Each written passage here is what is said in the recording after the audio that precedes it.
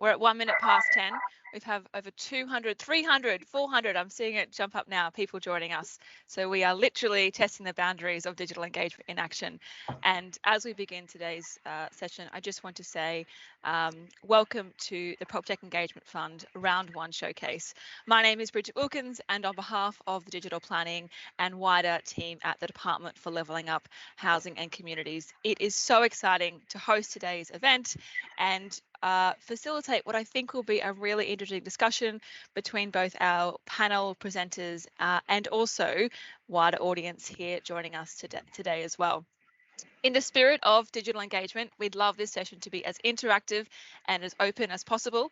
And so we'll be pasting a link to Menti in the chat now. And we'd love to hear from the audience joining us today on where you're coming from the industry, the current roles that you have working across the sector, and what you're looking to get out of today's session. So please do respond to the Menti link that we pasted in the chat this morning. And if it doesn't work for you, please do share an introduction of yourself in the wider Teams chat. Can I also ask that everyone's microphone is on mute, and if possible, we'd love to see you on your camera as well. So do turn those on so we can see who's joining us here today. Next slide, please, Lou. We have a jam-packed agenda this morning, and we're going to do our best to facilitate and keep to time across different speakers from a range of local authorities and England as well. And we recognise that many of the conversations today are a starting point for the dialogue of how we can work together across the industry and really use this moment in time to build momentum on the need to engage citizens in more inclusive and transparent ways. We will be pasting a link again to use Menti to respond to any Q&A we have in the session, and we welcome your questions throughout the conversation today. We might not get to all of them, but hopefully we can respond to as many as possible, and we can use today as a really opportunistic moment in time to carry the conversation forward across the industry and across our different roles in planning, urban regeneration and housing delivery. And I think testament to that is the number of people joining us today live on this event, which I think is at 500 people now. Great to see. We'll see how Teams goes. And the 800 people who have registered for this event, really validating the desire and the appetite to use digital citizen engagement in the planning and housing delivery process. When we talk about that mission and vision for digital citizen engagement, what's really exciting is how we're building that out together across the industry. Next slide, Lou. And some of the work that we're doing to work alongside the PropTech market, local authorities and wider stakeholders to make the planning system more accountable, more democratic and more transparent, and hopefully offer viable, scalable methods of engaging citizens and having new conversations alongside those more traditional forms of engagement. What's really exciting is how we're bringing this vision to life through our work in the PropTech Engagement Fund and working with an amazing group of local authorities in round 1 and round 2 to really test and validate and challenge some of the assumptions inherent in this vision for citizen engagement and to evolve them as well. And so I just wanted to acknowledge a number of the authorities working in round 1, many of whom you'll hear from today, and the PropTech companies that they've been working with as well. And so with that, we'd love to open up for the next part of our event. I'm just checking on Teams. We've got a few hands up here, making sure everyone can see our screen and hear us okay. Please let us know if you can't. And we're just thinking here, just bear with us one moment.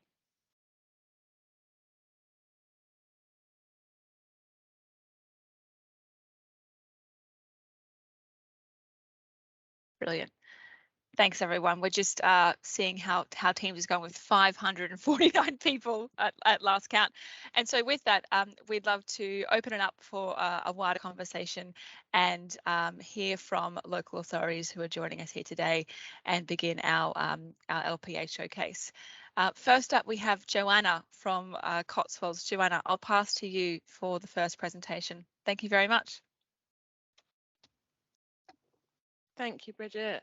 My name is Jo Sterick. I work for Publica, which actually looks after a series of partner councils, one of which is Cotswold District Council, which we took part in this round 1 pilot scheme for. I'm just going to share my screen and then hopefully not bore you all with my slides. So we were awarded the funding under the kind of local plan regulation 18 stage. During the consultation, we had over 2,900 comments left on the site from 755 individuals and organisations.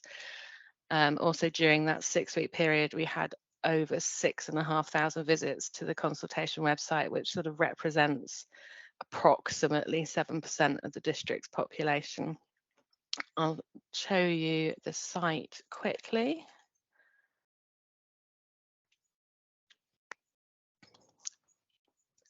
So this is sort of a brief introduction, and then we divided up our paper in a series of slides, a series of tiles that then contain questions.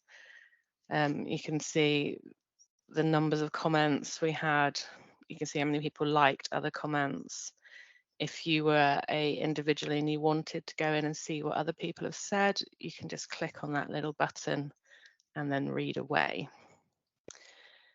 I'm going to come back to my slides. So what surprised us most, I think, first of all, was the kind of nearly 30% increase in the number of subscribers. So we started with an existing list of people that had signed up to stay notified of local plan and associated documents, but that actually grew by 646 individuals and organisations, again, over that 6-week period. We often saw that the inbuilt functionality within our chosen platform actually drove a lot of that growth. Another one, a lot of people were very concerned in our organisation that by moving to more digital, it would actually put off the kind of what's seen as the older age group. Forgive me, I don't think over 55 is particularly old, but we actually saw that more than 55% of all of our respondents online were 55 and over. Again, wasn't me so much, but this was my kind of planning policy manager, and we were seeing an increasing extension of time requests from statutory bodies to respond. So they were asking for continuing extensions of time. Not such a big issue at the Reg 18 stage, but obviously when we get to the Reg 19, that's going to mean kind of, in fairness, extending closing dates for everybody, not just those sort of statutory bodies. Should I keep going, or any questions at this point? Keep going. Another thing we were very pleased about was the positive uptake in residents using the digital tool to respond, and the reduction in the use of more traditional methods of email and letters. I'll focus on that one in a moment, and also the kind of continuing reluctance of professional planning and the development industry to use the provided digital online platform.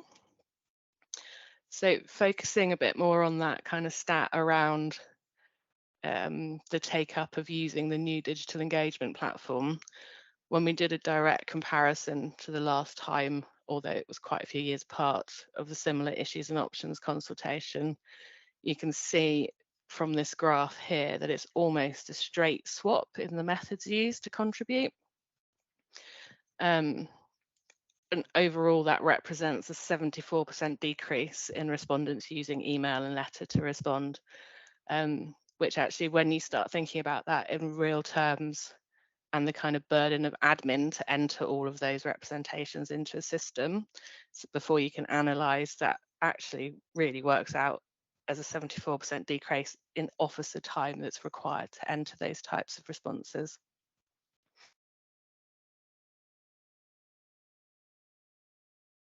How did we kind of drive the engagement to the site and everything? We're very fortunate to have an excellent communications team, which within it hold lots of social media specialists, etc. So they put together a really professional 6-week social media campaign. It reached over 196,000 accounts with more than 27,000 views. The other method that got a lot of responses was by using the inbuilt email and sharing tools. I think we had a click contribution rate from all emails sent of 11%. And we were also able to create an animation and use the use of films and sit them straight on our consultation site. We also took the opportunity to do a full local plan sub-brand for the council, and this was embedded across all of our all the social media posts you can see down the bottom. Posters, pull-up banners, sort of in-person, out-of-home media was all branded up. These kind of icons are now sort of brand associated with local plan across the district. This is something we've had really positive response from, but I would just say do not underestimate the amount of time it takes to kind of work up with designers this kind of stuff. Which brings me on to what we wish we knew from the start. I'd say one of the biggest ones was we're in the situation where the document had to have been written along with the questions and put through our democratic services system. So it had already been passed by Cabinet. So we were unable to really tweak the way we ask questions hugely.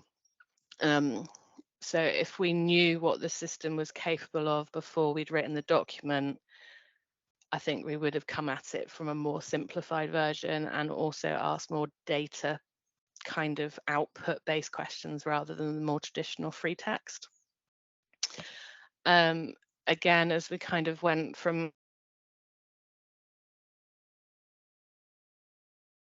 we didn't spend enough time with our town and parish councils and other organisations before we went live, as to kind of help guide them with how they respond as a group.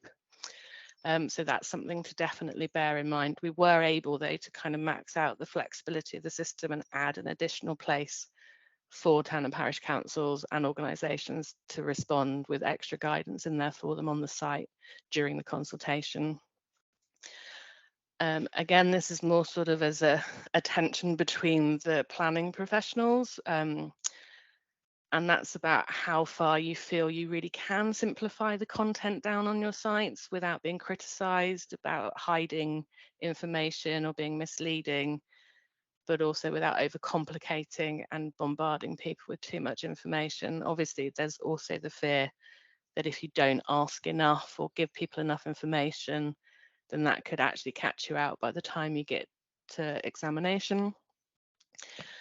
Again, slightly linking to the first point, the capabilities of our platform Commonplace and how they will present the data is really powerful, especially when you're asking kind of more data select questions, and it will actually produce all the charts and everything for you, which massively reduce the amount of time it took from the analysis part of post close of consultation.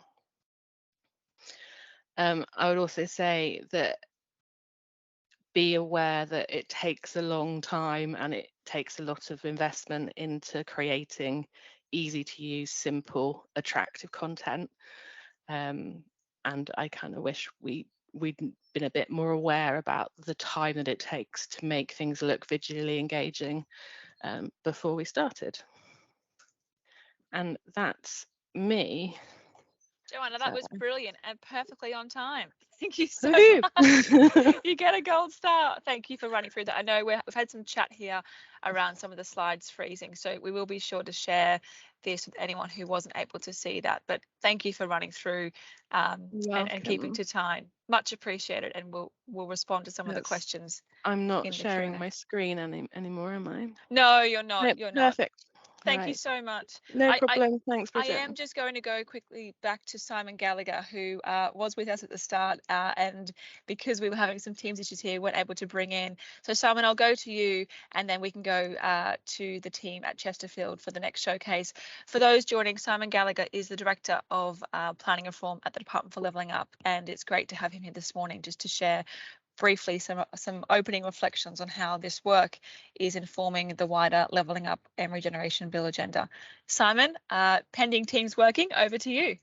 Bridget, can you hear me? We can hear you, yes. And look, and thank you very much for everybody for giving up the time this morning to join in this conversation. This is the exciting, real conversation about planning reform, I think, and I'm really pleased that you're there. This is the bit of work that I'm most excited about that we're doing at the moment.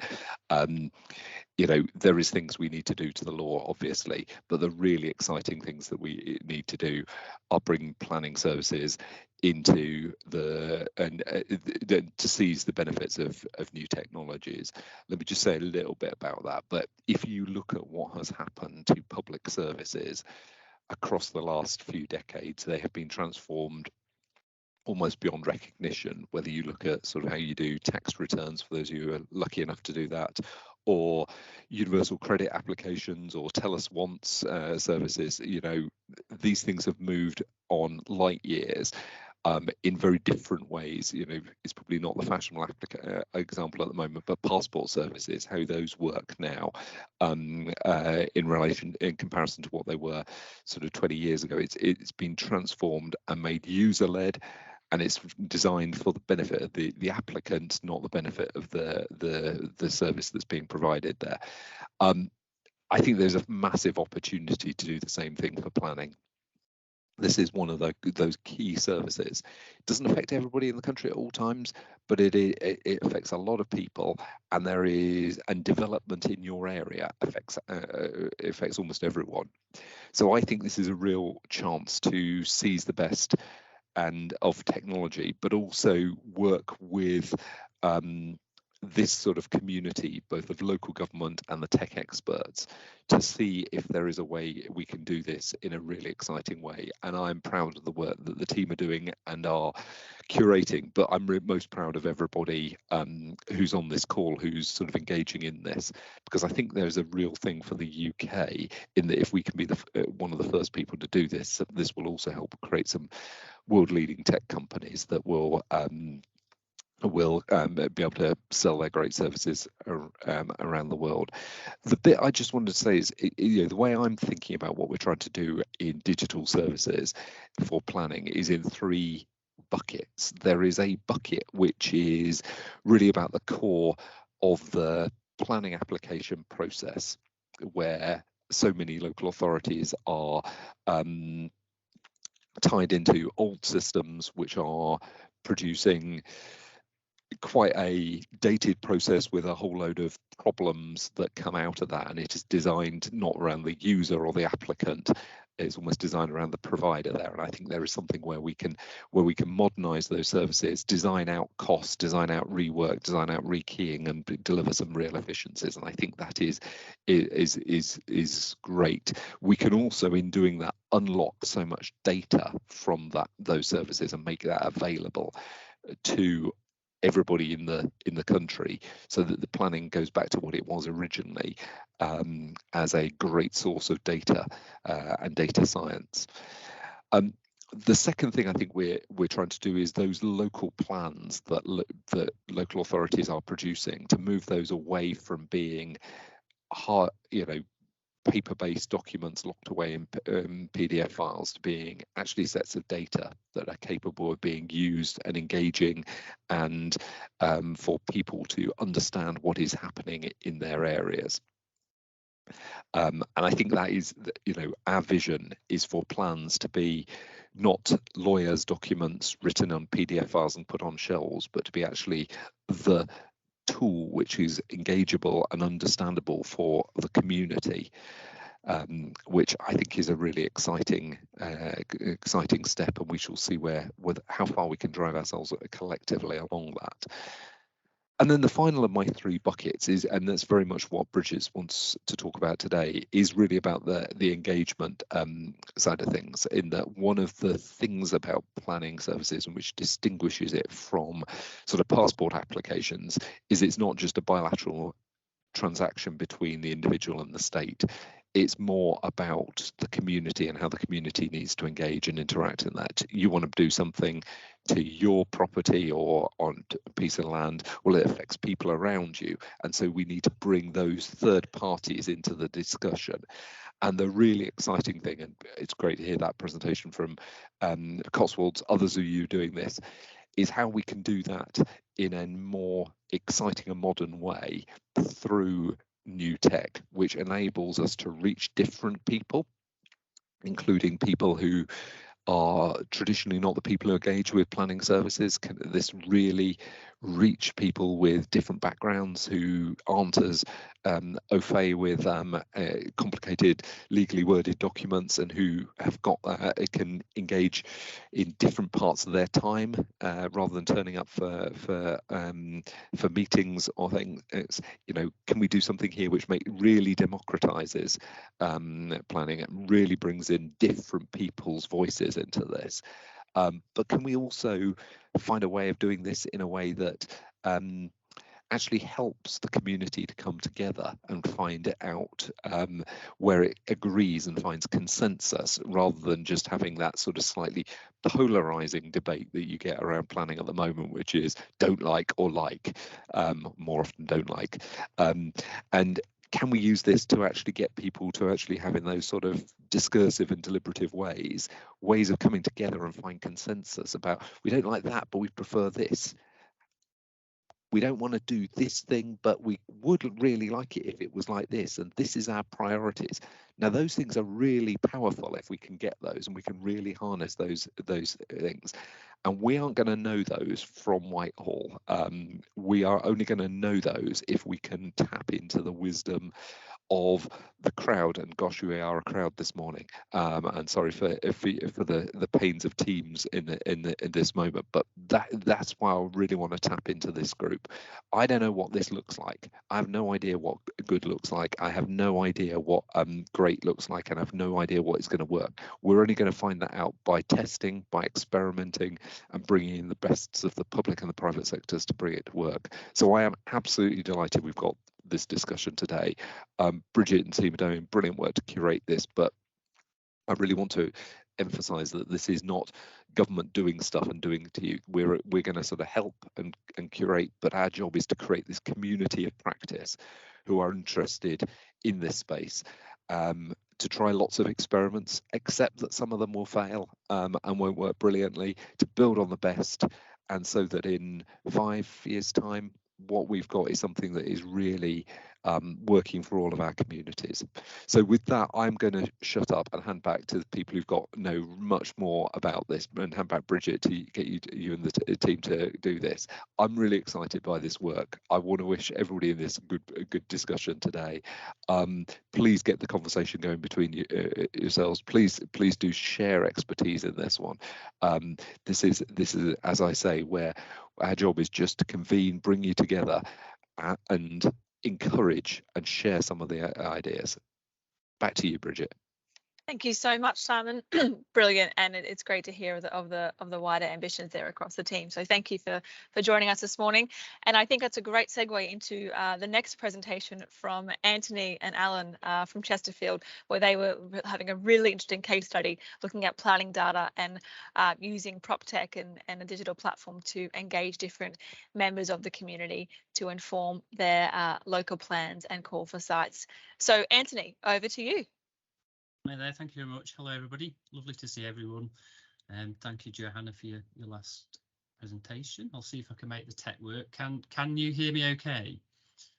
We can hear you. Excellent. It's a great start. That is a really good start. Okay.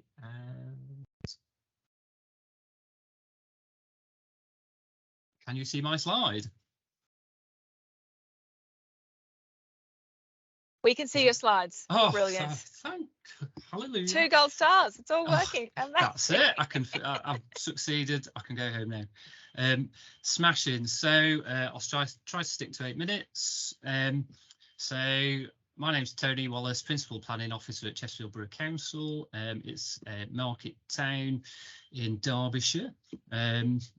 We managed to win the funding. We've worked with a company called Urban Intelligence that we got through open tender, and we won the project to work on our call for sites, and off the back of that, our land availability assessment as well. So the main thing was the call for sites, but as you'll see, there's been some added benefits too from that. So I shall move on, but before I say that, maybe explain what the call for sites is. It's where the council goes out to ask publicly for people to put forward sites that they think are okay for development or different uses. So move on. So the biggest surprise to us was, despite reading around, doing our homework, you know, speaking to authorities, there's still so much to learn. It's just incredible. And it's not just in terms of what the Digitech can do, but you know, how we can change our own practice as well. So not just making the Digitech fit with existing ways of doing things, but to actually change the way we do things to work with Digitech. That was quite a surprise for us. So what we did was we actually changed the way we did our call for sites. So we didn't just use the Digitech, we changed the way we did things.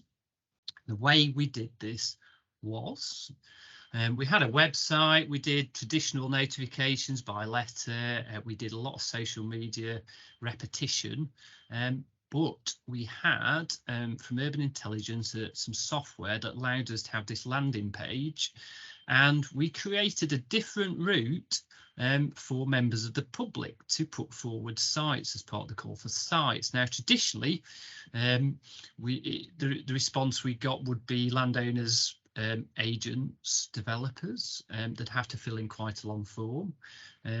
Now we opened up this other route, we didn't, you know, developers could use this, but it was aimed at members of the public, and we sort of called it the call for sites light. So they got to click on this left hand option. The next step they got was the ability to select their site, whether it was by selecting a pre-made polygon with a land registry title or drawing the polygon themselves. Once they'd done that, the next step they got was a shortish list of land users that we'd suggested. We explained what the land use was, because retail might mean a lot of things to a lot of people, but as planners we have our own idea what that means. And we gave the option of a free-form text there, and for other land users. So we didn't want to restrict what people were telling us, the ability to upload the videos, and once that was done, people could review what they submitted, delete submissions before the end of the consultation. And just for Joanne Harding, if she's there, I've spotted her, a question, you could open up a form so you could review it in form version, and that was supposed to work for the developers. We had a bit of a problem with that, but you were supposed to be able to review and look at this. You could pass it to your client or whatever. So that's what we did. So what did it result in? So in terms of the sites submitted by the public in 2016, when we did it without Digitech, 1% of the sites we got were from members of the public for the call for sites. This time round, 64% of the sites. We didn't get a drop in the number of sites. We actually got more sites this time round. We didn't get a drop in the number of contributions from developers and landowners, but we got more public people, so more public submitting. Now, in terms of how people submitted, previously 2016, 85% were by email with PDFs or Word documents or images. This time round, 84%, so almost the same, were by this online version that you've seen, this software. So in terms of submissions, before Digitech, mostly housing sites came forward. This time round, we've got a broad mix there of housing sites, nature enhancement sites, a biodiversity receptor sites, and a whole mix of other users. So that was quite interesting. In terms of what we did back office, I know it's about helping the public, but boy did it help us as well, which is kind of nice. These are all the different sort of systems we used before: the post, scanning documents, Access, Excel, don't talk to each other. That's a picture of me, very sad. This time round, process was much easier because Placemaker, or the software we've got from Urban Intelligence, takes the data straight away. Once the public's done it online, we have it straight away and it organises it for us. We can access it and we can analyse it. So I'm going to give you, hopefully now, a very quick demo, if I can do this, of Placemaker. So this is what happens when we get the data from the public, just to show that we got something more than just the engagement side of things. let's see if I can make this work. Can you see that, Bridget? Everybody see that? I hope you can see that. So you can see it. Excellent. The data comes in. There it is, all ready for us. Those are our call for site submissions. We can click on a site. We can look at it. There's tabs here which we're working with Urban Intelligence to play around with. So things like we get an automatic assessment of suitability against all the constraints that we put on ourselves and linked to, say, the Environment Agency, a live link there to the flood risk data. Got our planning policies in. We create rules, and it does, if you like, stage 1 of land availability assessment for us almost instantly. And it can do that for any sites or all the land parcels. We've got the land registry data in there as well in the borough. Got accessibility score, and it has the ability to do that too.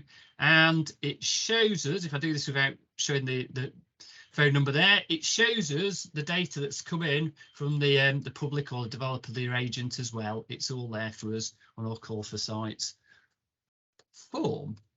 So there we go. If I can close that. So what we wished we'd known, and what kind of the big lessons for us, you know, really do your best to get clued up, not just on one thing like engagement, but about all the other things you do, you know, as a service, because the Digitech can probably help not just with one aspect, but across the board. We've looked at all sorts of things like answering inquiries, handling our data and our GIS, pre-apps validation, call for sites, and we're looking to see how this can now work for us through the local plan stages as well.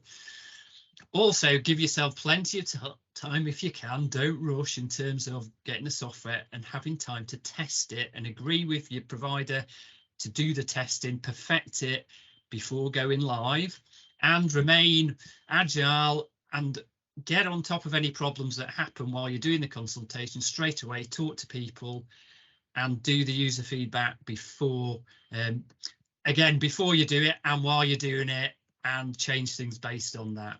And one last thing, if you can, get live data links for your data that you're using from other systems, and work that out before you choose your software. Find out if you can get those and optimize it for your mobile phone. And that's me done. I'll stop sharing if I can. Bang on time, Anthony. Another gold star. Thank you so much. There was so much there, and I've seen a brilliant amount of questions come through. So appreciate you doing a whistle stop tour and including some emojis along the way, just to keep it engaging. Thank you. Thank you, everybody. Thanks so much. Brilliant. Well, we're going to go to our last showcase now before we open up into a wider Q&A. And so I'd love to invite Carmel from Watford to share your screen and talk us through your project that you worked on in round 1.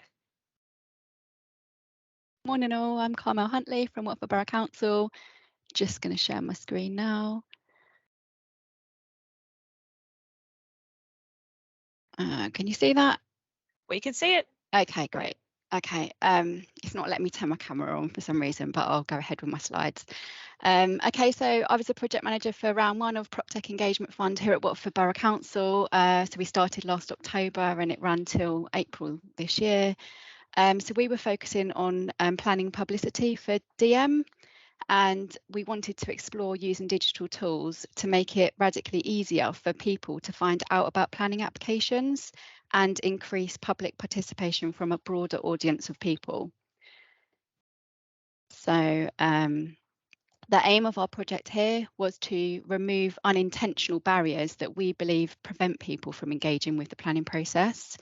And we also wanted it to make it a bit more accessible for members of the public. So the 2 issues that we were aiming at was people that are not notified of development and people that find the engagement process just too difficult to understand. So we broke that down into 4 objectives. And our first objective, we worked with Esri, and we've built a new platform now on our website where members of the public can register to receive planning alerts by email for a specific area of their choice. So it just enables people to self-serve, be kept informed of new planning applications submitted within their chosen area without relying on us to send them a letter or seeing a site notice or newspaper advert. It also removes the burden of initiating publicity from us. So we still get quite a few calls at Watford where people, for our householder applications, we only tend to inform adjoining neighbours for those, and we still get quite a few calls asking why they haven't been informed. So now we've got this alert service which is working really well. We've got a lot of take up on it where people can just sign up for alerts and be notified. So this is about getting that broader audience of people and making people feel more informed. So yeah, this is just our website, and now it's just there's an option there for people to register for planning alerts, and we've done some marketing around this and put it on the end of all our emails and things. So yeah, that's our first thing. Objective 2, so we worked with Commonplace, and again we just wanted to create a central place on our website where people could look at our major planning applications. So again, it's just about trying to reach this broader audience of people, because these applications, you don't necessarily have to live near these ones to be interested in them. This is our sort of new hospital. It's the landmark sites within our borough. So it's just about giving people somewhere where they can go to just have a browse through what there is there and engage people that way. So we worked with Commonplace to do this, and they built us a new platform. So when people click on that, it would bring them to this new platform, and you'd be able to see our majors sort of scattered on a map which you could hover, or just below there'd be a tile view for each application. But what we also did with this site was explored how we could use modern digital tools just to make it look nicer for people. So when you click into a tile here, so we use public access at the moment with iDocs, and this is sort of a current landing page for a planning application, what you'd see. And when you click into an application via the Commonplace site, you'd see this. So it was about just pulling out the information that people want to see. So you've still got your site address, reference number, and what type of development it is, but we've pulled out how many stories is it, how many units is it, so people don't have to trawl through documents to find this information. And we've added the visuals, so they can just scroll through these visuals, so it's just clearer for people what development this is, and it makes them easier. It's easier for them to engage with. Again, so a current documents list via public access would look like this, and we've just tried to add thumbnails to give a bit of a visual there, and put in the reading time so people can actually see how big this document is before they want to download it. Again, with the site notice, we worked with Commonplace, and our old site notice was on the left there, and it was just about how can we make that look a bit more engaging. And they came up with the one on the right, so we've put our visuals in, the map, QR code, yeah, and it's just, we were just exploring how it could be more exciting. Again, with the 3D model, so we worked with View City, and View City were able to integrate with Commonplace. So when you viewed the map via the platform, there was a 3D tab, and you could actually see the 3D model of the proposed scheme there. So again, just making it more visual for people what actually this development is. So yeah, that's the Commonplace site. And then our third objective was just to introduce the use of QR codes on all of our own publicity for all planning applications. So now on all our neighbour letters, site notices and paper adverts, we have QR codes just to try and improve that accessibility for people. So yeah, that would have just been our newspaper advert on the left before, and now after with the QR there. And lastly, again, we worked with Esri, and we've just introduced a few new map tools onto our website just to encourage that visual way for people to engage. So via the public access system, you have to put in a reference number or address off that main page. So it was just about giving them a map tool. So this is an example of one of them. So now there's a map tool, and they can just pan the map, zoom in and out, and then just follow the planning applications that are highlighted from the map from here. So yeah, they were our successes, was the 4 objectives that we managed to achieve. The biggest surprises for us was just how restrictive access is to our own data via our back office system. So what we weren't able to do with the Commonplace site, so Commonplace weren't able to integrate with iDocs. So it just meant a huge manual process for us, because we had basically duplicate systems and were having to import and export the data. So it just opened our eyes to the whole open data issue at the moment within the sector. So yeah, it just meant that going forward, it just wouldn't be something that we could do at the moment unless there's integration there. Again, when I was wanting to look at website hits for to see the success of the QR codes, we just can't monitor any traffic on public access website pages because they're owned by iDocs, which was just a bit surprising. And then how restrictive our internal IT was. So we were building these platforms and everything was working online absolutely fine. But when we were logging in via our VPN, the maps wouldn't work. And again, the alerts emails would go to any email address, but not a watford.gov.uk email address, because our firewalls were blocking them. So that was just required IT resource to sort those out. And then we also explored using social media posts to try and engage people with planning applications. And this just did create a bit of a backlash, which was a bit of a surprise for me. Our comms team were a bit resistant. They knew that this was going to happen, but it just appears to be that when anything planning related is posted, it just created a lot of negative comments and the opportunity for political jibes. And not really a surprise, but no one under 35 engaged with our feedback survey. So the most effective way in driving engagement was definitely the social media posts, despite the negativity, a little bit of negativity they caused. Yeah, just nothing could match them in terms of how much traffic they brought to the sites. And then what lessons would I share that I wish I'd have known at the start was just definitely an awareness of all this open data and APIs before procuring suppliers. So you know, had we have known that it would have caused so much manual resource because there was no integration. It's just really you just really need to be aware of that early on. And yeah, just I needed an internal project team. So it started off just as me project managing, but actually I needed a wider team just for all these sorts of issues. So that's really key. Again, I had included our portfolio holder from the beginning, but it's just great to have their support. So when we did have the social media backlash, he knew what we were doing in planning with this project and was able to support us with other members.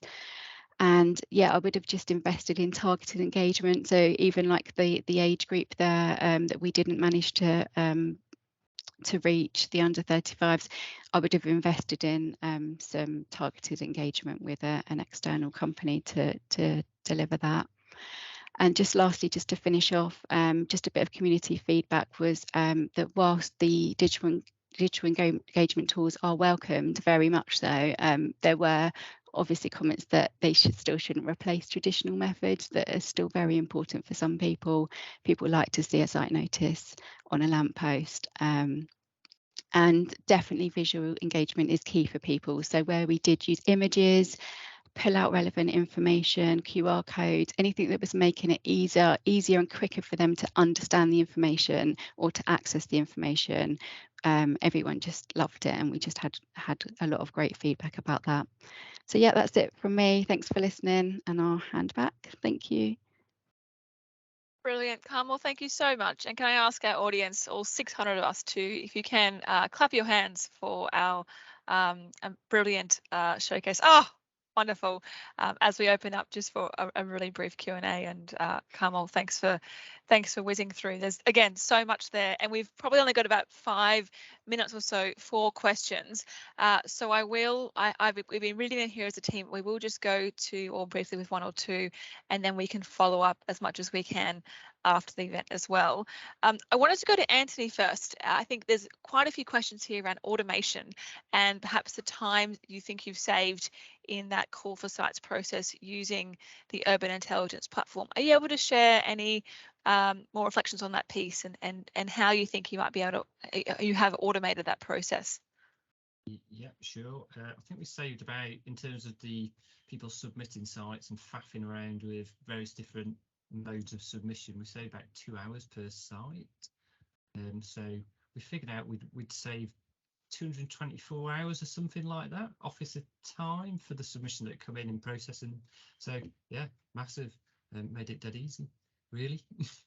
I mean, there were time spent setting up the system. You have to put the hard work and the time and effort, but once it's up and running, yeah, massive savings in time. Yeah, it all comes in.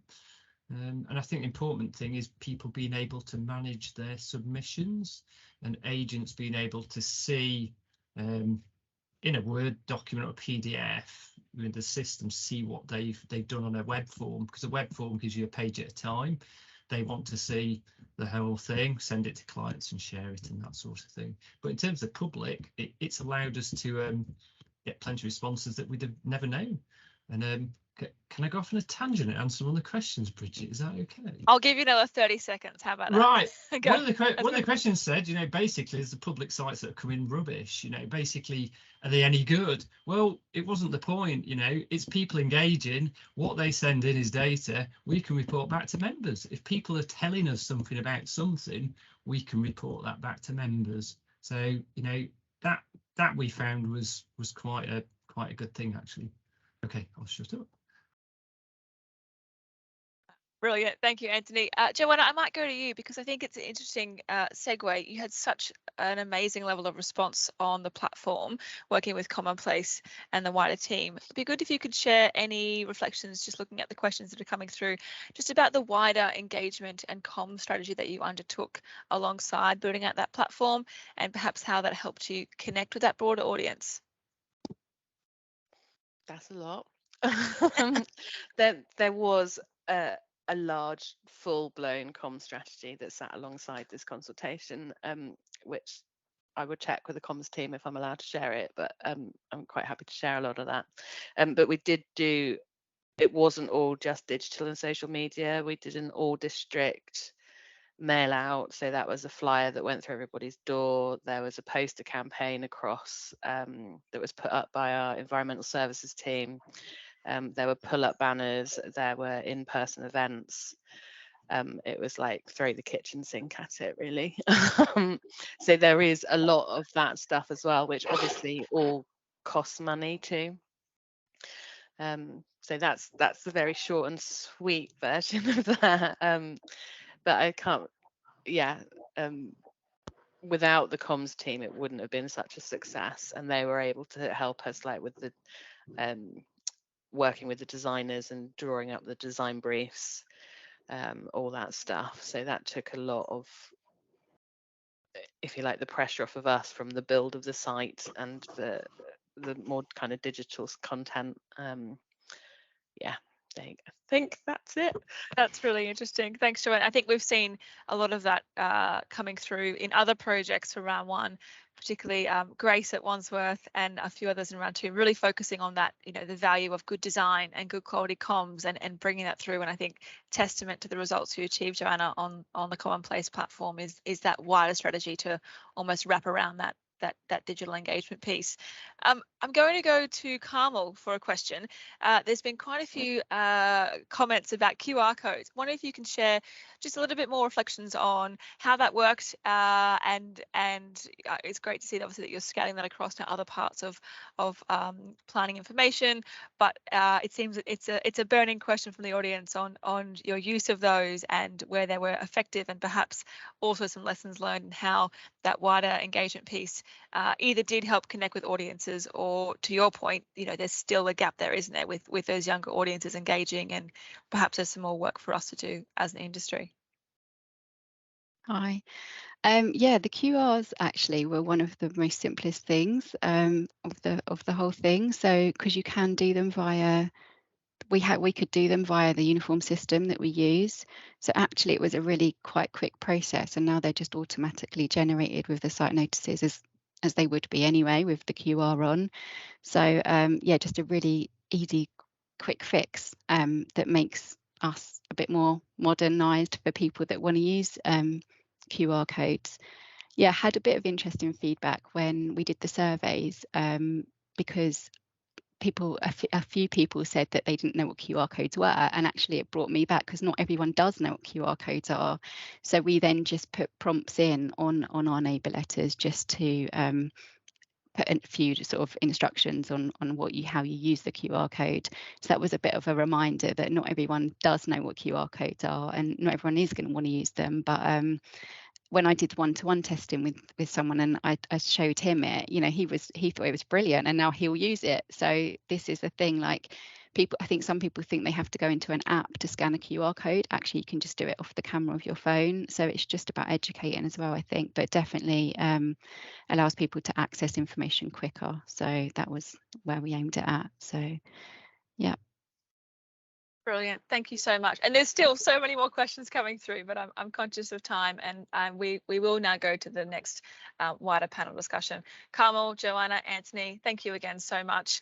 And you know, we'll look forward to following up with you and sharing as much as we can with the audience here today. I did also want to respond to what I think is the number one question, which is, will this event be recorded? Yes, it's being recorded. We've clicked the button, and we will share slides where we can and follow information with everyone attending here today, because there's just so much to go through and to share. And with that, we'd love to go to the next part of our discussion, which is a bit more of a panel conversation, speaking to Helen from Southampton, Chris from Bolsover, Chris and Louisa from London Borough of Hounslow. I invite you all to turn your cameras on, and what we'll do for the next 15-20 minutes is focus on, you know, I think some really interesting reflections many of you have had around building legacy and longer term implementation of digital transformation and digitizing the planning process, learning from round one. Conscious some of you are also working in round two, but also working on other initiatives to digitize the planning process. It'd be great to hear from you all on any reflections on how you're taking some of these learnings forward in your work as we open up for the next 15-20 minutes. So what I'm going to do is, Helen, I'll go to you, and then Chris Bolsover, and then Louisa and Chris, if you want to just spend 2 minutes introducing yourself, the project you're working on with a bit of a snapshot, and then we can open up for some more conversations. Helen, I'll pass the mic. Thanks, Bridget. Yeah, I'm Helen. I'm from Southampton City Council. We received funding for round one for Reg 18. We'd already done an initial consultation in spring 2020. We used a simple snap survey, had a good response, but we had the usual suspects underrepresented. So we wanted to find a platform that had a few more different tools, things that were a bit more engaging, and see whether we could up our response rates from children and young people and people from Black and minority ethnic groups. We went with Bang the Table, and basically we did a pilot consultation, and we tried to use as many of the tools on there as possible. So we've got polls, we can drop pins on maps, ideas boards, survey questions. We had a go with all of those options so we could really assess what people were engaging with, so we could take that forward for our statutory Reg 18, which we're doing issues and options, sort of draft plan with options later this year. We did have around 800 contributions on the consultation, but it didn't make any difference at all to those two target groups. So we did targeted social media, but we came out with the same results. So in terms of key learning, I think in itself digital is not a solution. As I said, we've tried all the tools, particularly for children and young people. We think they're not really a self-serve audience. We can saturate social media, but actually they've got far more fun things that they will look at than a local plan, let's be honest. And the social media advertising that we did pay for had quite a limited impact. In terms of the next steps and what this kind of discussion is around, is what we're learning from it and taking forward, is that as you go through a local plan process, engaging people is becoming increasingly difficult, as those layers of detail have to be added on, from kind of getting issues and ideas at the start through to Reg 19, when you've got, you know, pre-submission plan, and you've got to enable people to comment on any policy. So it's got me kind of having a rethink and how we kind of inform this policy going forwards as we think more broadly about the planning reforms, about what we actually want to achieve at Reg 18 and Reg 19. So from my perspective at Reg 18, there seems a genuine ability for people to engage the wider public. So, you know, it's about place shaping, about getting communities involved. Whereas Reg 19 seems more like how we turn that information into policy as professionals, and do we need to think more broadly about who we target those different consultations at, what we're trying to achieve. But also just picking up from Simon's point at the beginning there, around the need to actually change the local plan itself. It is impenetrable to the vast majority of people. And so when you get a digital platform and you think, we know we've got to simplify it, strip down the language, ask as few questions as possible, you just can't distill a local plan as is into that. So that's my kind of big questions going forward. That's very quick, isn't it? It's amazing. Thank you, Helen. There's so much to unpack there, and I know you've been a huge champion of our work. So hopefully we can pick some of that up in our discussion. Chris, Bolsover Chris, just to clarify, I'll go to you next. Thanks, Bridget. Thanks. Yeah, hi everyone. So yes, we just a little bit background to ours. So plan making, Reg 18 style. We had an adopted local plan back in March 2020. Still very proud of that. But our members looking for growth, so we had the opportunity to look at some non-statutory growth plans, some ways of looking at how a settlement could have a bit of a growth plan, a bit of like a large master planning brief type thing. Over the years, we've done all those steps about digitising our plan making, trying to streamline the kind of submissions, make it possible for people to put their own comments in online, save us the kind of time and faffing that Anthony talked about. But we wanted to kind of get better engagement, because plan making, I think, as you just said there, it's really quite a complicated thing. Most people are used to looking at plan applications going, I don't like that, or I don't mind it. Plan making, you try and involve them in that kind of in the process, so they understand how you get to the end. So we also knew that anecdotally that our younger folk don't get involved, so we wanted to try and, okay, how do we make plan making a bit more fun? I think, Bridget, that was what we talked about right at the get-go. You know, the DC officers amongst you may go, what? But that's kind of try and get people involved, have that conversation with them, help them understand it.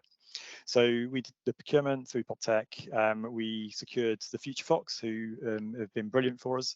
They could be brilliant for you too. So it's, but we've purposely, again, with Reg 18, stripped it back to almost like emojis, really, which is may cause some eyes to roll, but trying to kind of remove those barriers for getting engagement, particularly from younger people. And so with a social media campaign, we bombarded everyone in one of our towns to the point of submission, and got a good deal of engagement back through that. So I think we're quite pleased with the level of responses we got for just one place, and also on a very, what is it like to live and work in your town.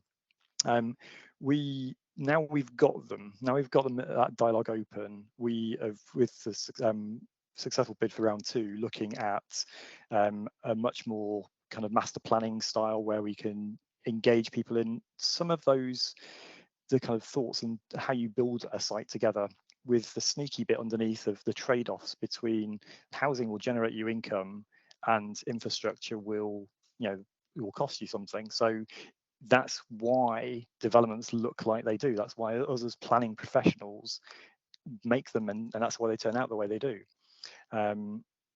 So that's what we're doing at the minute. So in terms of reflections, I'd definitely argue evolution rather than revolution in terms of government kind of direction. The planning white paper terrified me a little bit because it said PropTech's coming along. I had no idea what it was, and we just got an adopted local plan. So we've got to start again and confuse everybody and spend loads more money on it. So definitely evolution rather than revolution. Let's not throw out all those good plans. And it's about resources. The sector screams, we need more resources. You've seen now you can streamline. We've done a bit of that. It does take a lot of time though to set these things up, as Anthony kind of alluded to. But we're taking lessons like QR codes on letters, those kind of things. It's obvious. There's so many little things we can do to tweak what our processes are, so we can deliver better practice. I've got a few more bits, but I'm pretty sure that's way over my It's okay, my Chris. time. I've got Jessica here with the time. We'll come back to it. I think that piece on evolution is really interesting. But I will go to Louisa and Chris from the team at Hounslow. If you want to give us a brief introduction as well, that would be great. Right. Thanks, Bridget. Yeah, my name's Louisa. I'm Principal Urban Design Project Officer at Hounslow, working on project managing Hounslow's digital projects. I'll hand over to my colleague Chris to introduce and sort of tell you about our kind of project. Sure. I'm Chris. I'm Senior Policy Officer in the Spatial Planning team at Hounslow. I also work alongside Louisa in further in the digital projects that we've got. So this specific bid, this was to build what we've called the local plan maker tool, and the aim of the tool was to make a more digitised, user-friendly system for consulting on our planning documents, but also, again, similarly to Southampton, to reach hard-to-reach groups such as young people and people from Black and minority ethnic communities. Just a quick background, Hounslow, we're in outer West London, stretching from Chiswick in the east to Heathrow in the west, so that's kind of an idea of our geography as well.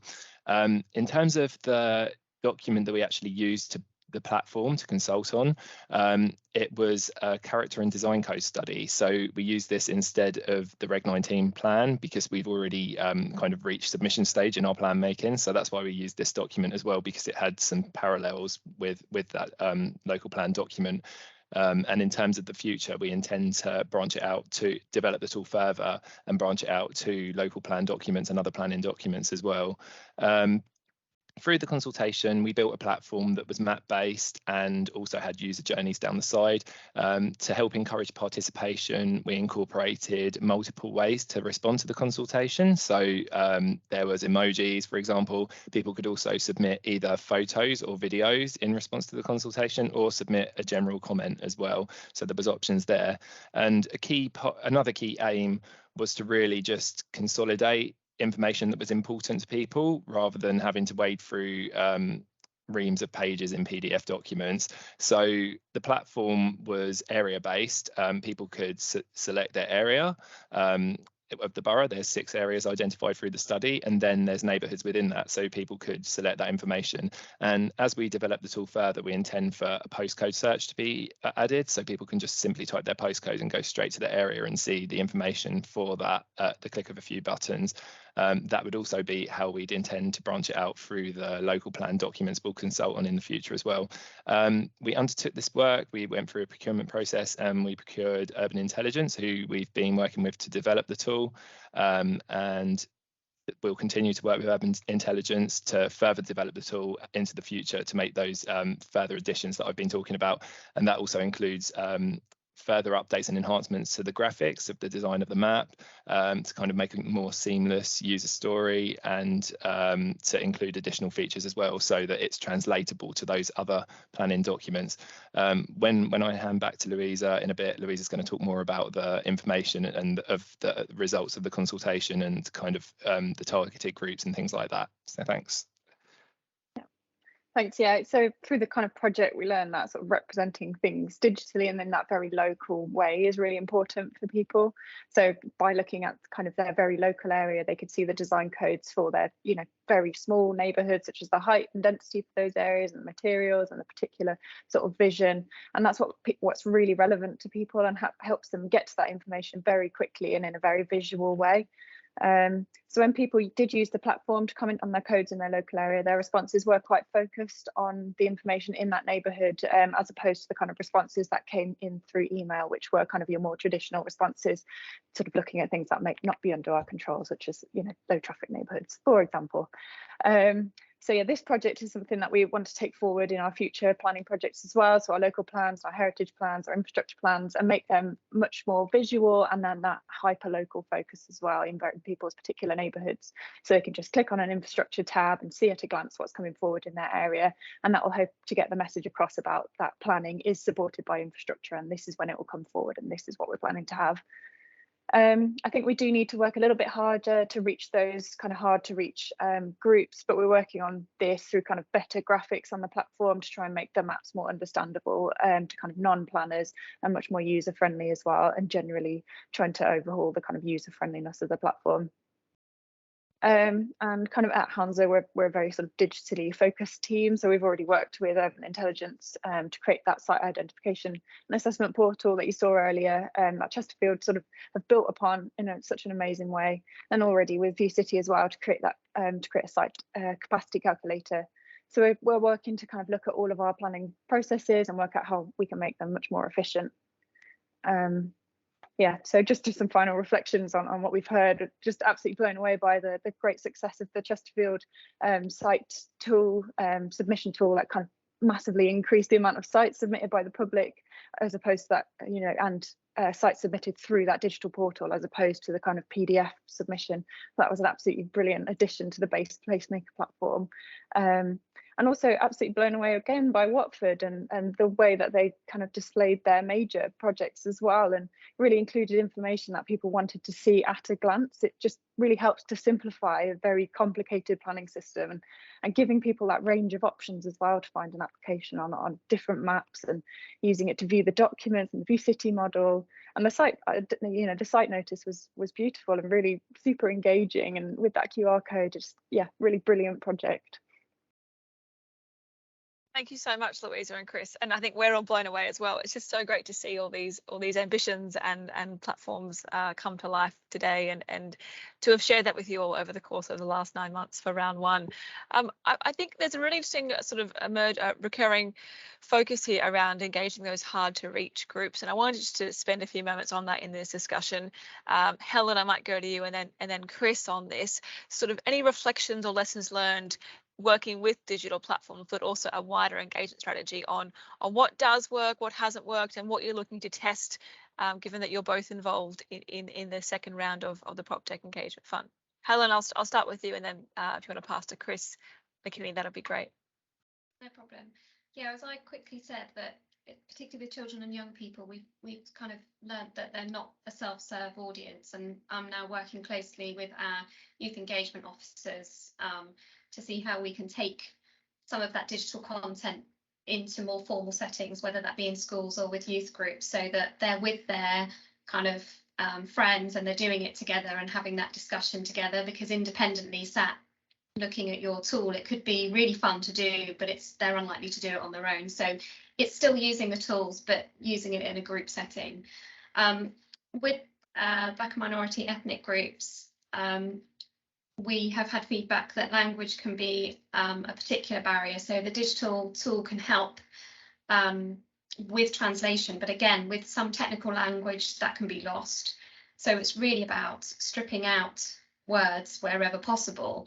I think what we've also found is that whilst we did a lot of paid advertising on our social media, as well as pushing out through our own social media channels, it's still the council, and people don't want to engage with the council.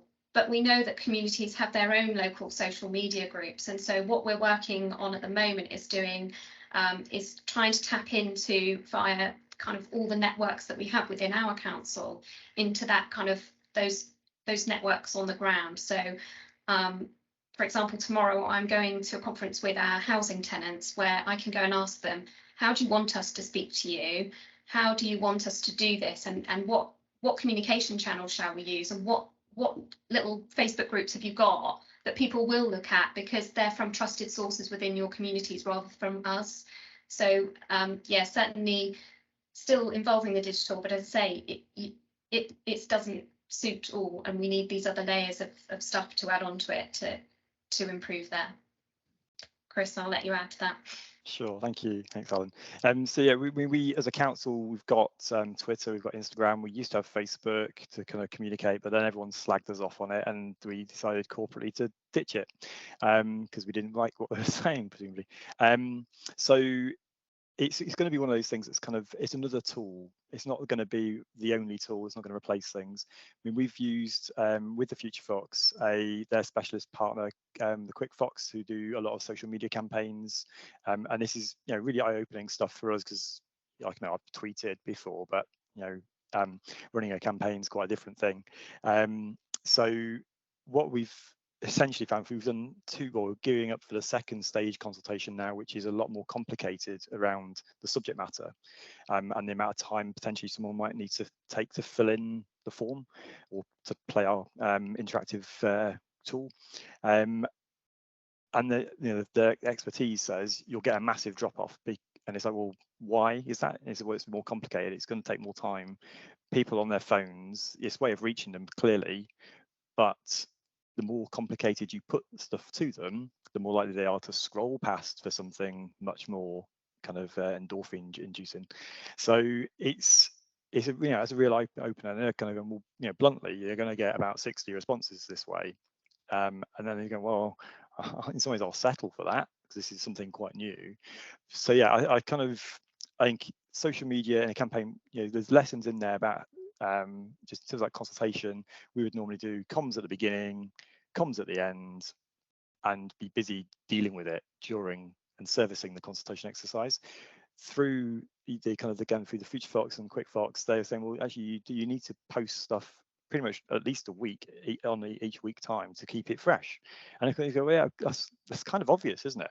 It's one of those obvious lessons that's evolution kind of to our practice. So I think when we do consultation exercises for local plan, Reg 18, 19 stages, that's what we'll do. We'll build that into our statement of community involvement and our practice and process, because it's obvious. But until you actually learn a bit and then try it, you kind of think, well, it's just not an idea that comes across. A bit like the QR codes on site notices and all our exhibitions and letters. It's just, why would we not think of that earlier? And that was the privilege of being in this group, kind of where we've actually seen what is best practice, and we're all pushing the boundaries a bit, aren't we? So seeing what can be done to improve our processes. So yeah, so that's enough from me again, I think. No, that's brilliant, Chris, and thank you for sharing. Can I just come back on your piece around working with youth? You did a really interesting piece where you had, it was Reese, wasn't it, from your local community on that social media. Do you just want to share that, just that piece for the audience? I think they'd be quite interested in that approach. I'll try and describe it rather than do the tech side of things. Yeah. Or a PropTech exercise. So we've kind of, well, the feedback again from the Quick Fox and the Future Fox was that, if the council come out going, we want to get you involved, even with our councillors, is often what we do on our own TV channel type thing, people will go, boring, it's the council. So their advice was, find someone who is essentially relatable to the younger people who you're aiming for, and then they're more likely to engage and click on it and fill it in. So we purposely looked behind the sofa, under cushions, trying to find somebody local, and through a community group, like a youth group essentially in our town, Shirebrook, they found somebody who has kind of come out of their youth group, gone off to university, which is actually quite unusual in some ways for Shirebrook, but aspirational too, and actually have them say, this isn't just a boring council consultation. They want to know, what you think, get involved in creating your future, which was kind of our tagline, and that definitely saw an uplift in the responses. So we kind of essentially changed the mouthpiece to try and sneak it past people. That's kind of what it was doing, isn't it? But it did work. And again, it's those little kind of evolutionary tricks or practices that we can tweak and change what we do and do better. So is that no, that's really helpful, yeah, Chris. cool. Yeah, I think we're looking to know what those tricks are and share them across both inside the PropTech Fund and outside of it as well. In our last few minutes, Louisa and Christopher Kirk, I'd love to come back to you on that piece around evolution, because I think you and the team are doing some amazing work to really push that agenda forward of digitising wider planning, particularly when it comes to GIS and spatial data. What do you think is next? Where do we go from here as an industry? I know it's a big question, but I know you're both really passionate about this subject, so love to hear your thoughts on how we can work together to take this forward and keep pushing the boundaries of how we can engage communities with planning.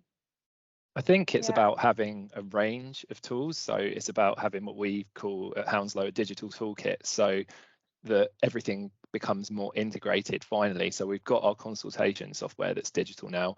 We've got our automated HELA or SHLA process.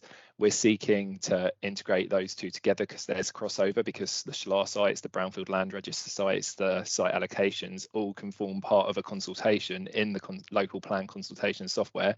And we've recently done a piece on how a site was identified using the Call for Sites tool, which is built into the SHLA software or the Hounslow Assessment Database. And then that was subsequently worked up in a capacity tool that we're developing, the Hounslow Intensification tool, which allows 3D modelling and to look at a site and see views testing and really get a density by design type capacity, and then finally take it through to the consultation tool. So I think it's about having almost a single kind of range of tools that combine as one, and then users can have a sort of single sign-on, just be able to access them all in one place perhaps, and from a kind of public view, and use them that way. So that's kind of where we're heading, we're hoping, and Louisa will be able to add to that. Yeah, absolutely. I completely agree. And then also just recognizing that as in planning, we are part of the wider council, and people aren't just interested in, you know, what buildings are coming forward in the area, but they're interested in what we're going to do with their green spaces and things like that as well, which sometimes falls out of our kind of planning team specifically. So trying to integrate those platforms in with the wider council. So like Chris says, they can just do single sign-on, see all of the plans for their local area, and just make that process a lot more user focused and user friendly. Brilliant. Chris McKinney, I'll go to you. Thank you. You've met me before, right? So yeah, one of those kind of key things about how the government take this forward. I mean, I've been mulling over that, given there's loads of interest in the room. Yeah, we're in a privileged position because we've had funding and access to the time of you as officers and the best practice crowd. I kind of wonder if, rather than data regs, like, or data guidelines, data standards being prepared that kind of shoehorn processes that councils have to follow, whether something along the lines of KPIs, performance indicators, that would help herd us gradually into the PropTech sector, and potentially tying into one of the things that came out of the Planning Advisory Service conference at tail end of last week. That can maybe like rather than a PropTech Fund 3, 4, 5, 6, where you just keep helping certain authorities move forward, using those kind of KPIs to kind of say, okay, well, if you're looking to improve on 3 of these, you can bid into PropTech, uplift fund, something like that, which rather than lose or force authorities to do this, kind of encourage them that way. I mean, that was, when I saw Simon in the room, I thought, right, I'm going to say this. So, because it's in Parliament at the minute. So that's what I was kind of thinking would be a good way of that evolution, not revolution side of things. Brilliant. And we're listening to you, Chris, and I'll respond to the wider next steps after. We'll go to Helen, and then we'll go back to our next session. Helen, I'll go to you for any final reflections. Yeah, just following on from what Chris said, really, that currently, having experience using a new digital platform, that there's certainly a kind of mismatch and a gap between what the digital platforms can enable us to do and what the regs force us to do. And, we can do all this great stuff and make things look really good, but then we're still in fear of, how's this going to look at examination, and have we collected everybody's data correctly? Or, when we ask people for their names and contact details at Reg 19, does that actually put them off from wanting to participate? So, we know we've got to make it simple, but again, that plan needs to be simplified. That whole process needs to be simplified if you want to digitise it. And again, reflecting on Simon's comments earlier, yes, there has been massive digital transformation, but it's in transactional things. This isn't, plan making isn't transactional, it's very complex, and we need to change the plan before we can really fly with the digital, I believe. Helen, I completely agree, and I think that's why it's so amazing to have so many people here today to validate that need to change and to validate the requirement to change together, and as you say, Chris, to evolve our approach to using digital alongside that wider planning and policy lens. Thank you so much, everyone. We could talk all day, and I'm sure there's many more questions, and we'll try to come back to some of the audience as a follow-up to today's event. But I'd just like everyone to do a round of applause digitally for our panel, and to again say thank you to Christopher McKinney, Christopher Kirk, Louisa Faciana-Stack, and Helen Owens for our panel, and for being such brilliant champions of the program alongside everyone else involved in round one of the PropTech Fund. And with that, I'm going to go to our final speaker today before we share any last reflections. Chris Standish, it's been brilliant having you work alongside us with your lens of Homes England. I'd love to pass the microphone to you for a few minutes and share any reflections you have on your wider program and how this hopefully aligns, and we can keep building out the agenda and momentum together. Well, first of all, thank you very much for letting me have a slot, letting Homes England have a slot. I do appreciate it. And I think, Stephen, leadership, money's tight, and you're still able to create some space for all this. So on behalf of, I think, of everybody else that's taken place in the pilots, a big round of applause to that leadership in that dynamic space that is government and funding and all that stuff. So well done to you, Bridget, and to Jess and to the rest of your team, and Stephen for being your sponsor on all that. So genuinely appreciate that. A shout out to my colleagues here who are very good at this stuff, which is Jack Curran. So, find them on LinkedIn, and Victoria Leeson. They're very much finger on the pulse on this sort of stuff in terms of Homes England. But it seems to me that the learning from this is tremendous. But if we think about some of the outcomes, what we're trying to achieve, and I guess, one of the big things that seems to be a bit of a challenge for planning and development and regeneration is around outcomes and around trust. How can we look to use this as a tool to build trust? And you've seen some great pathways into the beginnings of building some trust and to the beginnings of building greater inclusion in planning, which is terrific. Absolutely fantastic. So there's three sort of questions really which come to my mind, and none of them are overly intelligent, as you'd expect from me. But I wonder how this contributes to the broader solution of empowering people in communities to genuinely take part in the planning process to improve their places in communities. With respect to taking part, having a better say, more opportunity to have a say in some of these things is great, but where can they really take that extra step and genuinely feel really, really empowered through this digital planning work to genuinely make a genuine difference to their places and their communities? Because really that's where we need to get to, I would suggest. And then the second thing is an internal facing one, a challenge to ourselves and all the people on the call is, what do you hope Homes England can do with some of this learning? How can you support us to work together so that we can use some of the tools and techniques that you've been learning and developing with your partners, your digital partners, to try and make what we do better and more accountable and more inclusive on the projects and the programs that we're involved in? We would really appreciate any thoughts and any feedback that you have on that to help us all to make what we do better and more inclusive. And then finally, which is the easy one, Bridget, because you've got all the answers to this, it's about the sort of mainstreaming bit. So the lessons learned, the community of practice, which Stephen talked about before, how can we all keep this going beyond the funding running out? So let's try and share that opportunity and that challenge together if we possibly can, through linking up, joining up, and really trying to support each other to overcome some of the lumps and bumps associated with this. So thanks for letting me say that. And you've got all the solutions, Bridget. I can tell. The smile says it all.